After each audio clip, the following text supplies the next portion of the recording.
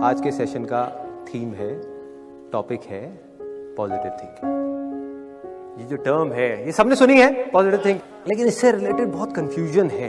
तो सबसे पहले बजाय ये बताने की कि पॉजिटिव थिंकिंग क्या है, मैं अपना एक्सपीरियंस आपके साथ में शेयर करूंगा कि पॉजिटिव थिंकिंग क्या नहीं है, फिर आएंगे कि पॉजिटिव थिंकिंग क्या है। पॉजिटिव थिंकिंग का मतलब ये नहीं है कि जैसा मैं सोच रहा हूं और उस सोच के अकॉर्डिंग जो चीज मैं चाहता हूं बिल्कुल वैसा ही होगा, ये नहीं है पॉजिटिव थिंकिंग। दूसरा, पॉजिटिव थिंकिंग ये भी नहीं है कि मैं ये चीज पाना चाहता हूं और मुझे ये चीज हर हाल में चाहिए और ये चीज मुझे मिलेगी ही मिलेगी अगर मैं उसके बारे में पॉजिटिव सोचता रहूंगा, तो ये भी पॉजिटिव थिंकिंग नहीं है। तीसरा, जो ज्यादातर लोग सोचते हैं पॉजिटिव थिंकिंग के बारे में, पॉजिटिव थिंकिंग ये भी नहीं है कि अगर आप अपने फ्यूचर के बारे में सब कुछ अच्छा ही सोचते रहो, कुछ भी बुरा ना सोचो। बुरा इन द सेंस कि मेरे साथ में गलत हो जाएगा, गलत हो जाएगा, आप बस यही सोचते रहो कि मेरे साथ में सब कुछ अच्छा होगा, मेरी लाइफ में सब कुछ अच्छा होगा, तो आपके साथ अच्छा ही होगा। ये भी पॉजिटिव थिंकिंग नहीं है। ये तीनों ही अनरियलिस्टिक विशफुल थिंकिंग है। आपकी एक विश है, एक उम्मीद है, लेकिन इसका रियलिस्टिक पॉजिटिव थिंकिंग से दूर दूर तक कोई कनेक्शन नहीं है। मैं आपको एक एग्जांपल देता हूं, बड़ा सिंपल सा, रियल लाइफ, जिससे आप सब लोग आराम से रिलेट कर पाओ। कितने लोग स्टूडेंट्स हैं यहां पर? तो आज से 2-3 साल पहले एक न्यूज आई थी जो मैंने एक न्यूज़पेपर में पढ़ी थी, आप में से भी बहुत सारे लोगों ने शायद पढ़ी होगी, और ऐसी न्यूज आती रहती है।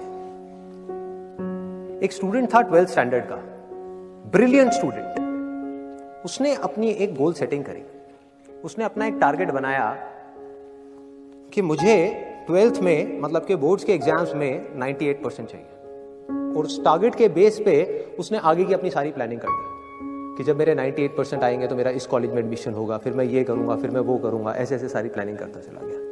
एग्जाम्स हुए, रिजल्ट्स आए, उसकी परसेंटेज आई 96%, और उस लड़के ने सुसाइड कर लिया। और ऐसे एक या दो एग्जाम्पल नहीं है, इंडिया के अंदर हजारों ऐसे एग्जाम्पल्स हैं जिन्होंने नंबर कम आने की वजह से सुसाइड कर लिया। ये तो हो गया एक एक्सट्रीम एग्जाम्पल, लेकिन अगर मैं बात करूं उन स्टूडेंट्स की जो नंबर कम आने की वजह से डिप्रेशन में चले गए, परेशान हो गए, जिंदगी से हार गए, जिनका कॉन्फिडेंस 0 हो गया, जिनको कुछ समझ नहीं आ रहा कि हम आगे क्या करें, तो ऐसे कितने स्टूडेंट्स होंगे इस टाइम इंडिया में? लाखों हैं, करोड़ों हैं, पता नहीं कितने हैं जिनकी जिंदगी खराब हो रही है। किस वजह से? एक गलत ट्रैक पे चलने की वजह से।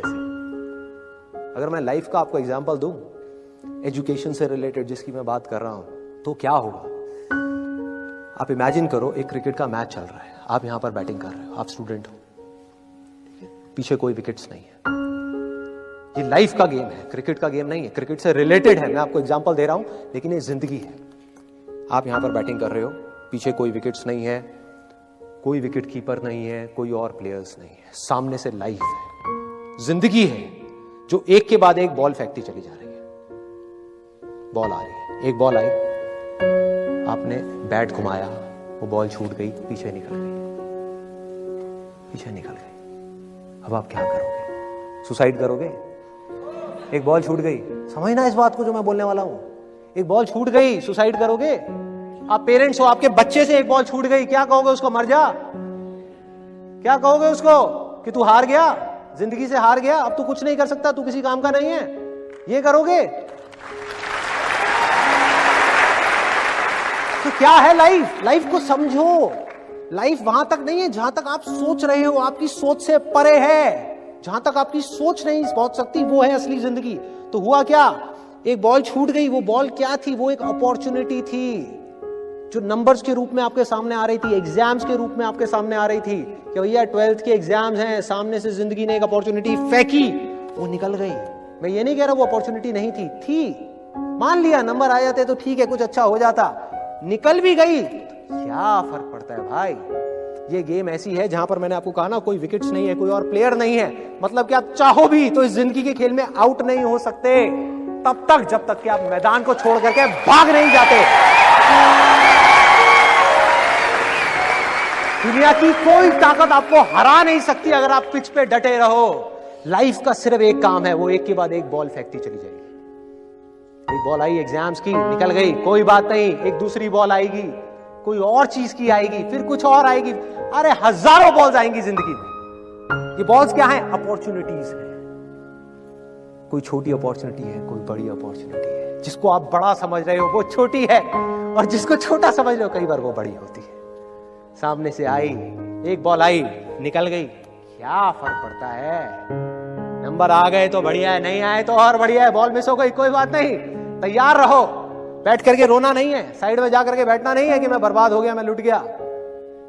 पिच पे डटे रहना है। एक बॉल निकल गई, कोई बात नहीं भाई, शॉट लग जाता तो बढ़िया था, नहीं लगा और बढ़िया है। कोई दूसरी बॉल आ रही है, देखो, खेलो, अपना ध्यान पिच के ऊपर रखो, लाइफ की तरफ रखो।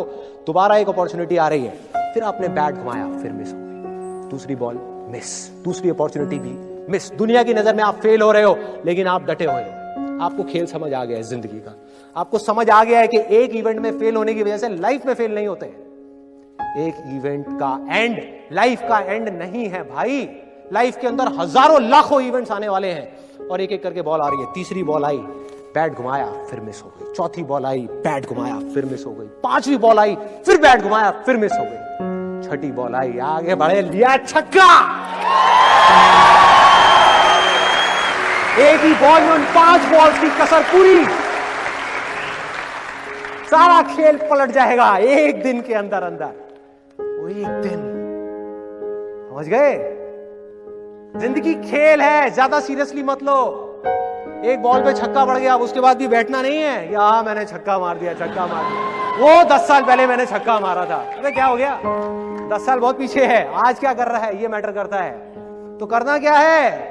चाहे बॉल छूटे या छक्का पड़े, भाई खेलते रहो मरते दम तक। जो लाइफ सामने से फेंक रही है उसको देखते रहो, ध्यान अपना लाइफ के ऊपर रखो। सक्सेस की तरफ या फेलियर की तरफ नहीं है, ये टेम्पररी चीजें हैं, आएंगी जाएंगी, आएंगी जाएंगी, आएंगी जाएंगी, कोई मैटर नहीं करता। जिंदगी खेल है, इस खेल को खेलना है, देखते रहना है, अपनी नजरें गड़ाए रखनी है। एक के बाद एक बॉल आएगी और कोशिश करते रहना है। जो कोशिश कर रहा है वो सक्सेसफुल है, जो थक करके बैठ गया है वो फेलियर है। जो खुश होकर के साइड में बैठा हुआ है कि हाँ मैंने छक्का मारा था 4 साल पहले, वो भी फेलियर है। फेलियर है भाई, जिंदा लाश है, जिंदा लाश है, धरती के ऊपर बोझ है। क्या कर रहा है कि बस एक छक्का लग गया, बैठ गया जाकर के, बस हो गया, खेल खत्म जिंदगी का। बस एक छक्का मारने के लिए आए थे जिंदगी में, और कुछ नहीं करना। 100 छक्के क्यों नहीं, 1000 छक्के क्यों नहीं? हाँ, प्रॉब्लम क्या है? ये है जिंदगी का खेल, जिसको हमको समझना है, जिसके अंदर हमको पक्के होना है।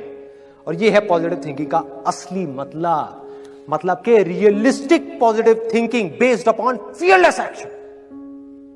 बिना किसी डर के एक्ट करना है। अब देखो ना, आपका डर गायब, स्ट्रेस गायब, डिप्रेशन गायब, प्रेशर गायब।